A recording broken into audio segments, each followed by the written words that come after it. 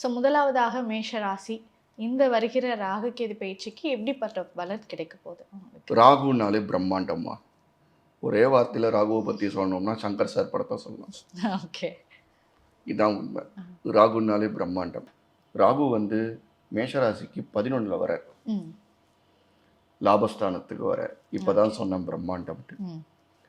11 மேஷராசிக்கு பாதகஸ்தானம் தான், இல்லைன்னு சொல்லலை. இருந்தாலும் 11ஆம் இடத்துல எந்த கிரகம் இருந்தாலும் இருக்கலாம்னு சாஸ்திர ரீதியாக சொல்லப்பட்டிருக்கு. ஸோ அப்படி இருக்கும்போது மேஷத்துக்கு 11க்கு வர, கேது வந்து 5க்கு வர. 5ங்கிறது ஞானம், அறிவு, பூர்வ புண்ணியஸ்தானம், துணை யோகஸ்தானம். அதாவது 9ங்கிறது யோகஸ்தானம், பாக்கியஸ்தானம். இது துணை பாக்கியஸ்தானம், யோகஸ்தானம். அதனால் அவங்களுக்கு எல்லா விதமான நல்லதுக்கும் நடக்கிறதுக்கு நிறைய வாய்ப்பு இருக்குது ராகு கேது பயிற்சி மூலம். ஓகே. ஸோ இவங்களுக்கு என்ன பரிகாரம் சார் சிறப்பாக இருக்கும்? யூஸ்வலாக வந்து திருநாகேஸ்வரம் ராகுக்கு, அப்படி இல்லாமல் காளகஸ்தி, அதுவும் வந்து ரெண்டுமே கலந்தது, அதுவும் எப்போ வேணாலும் போயிட்டு வரலாம்.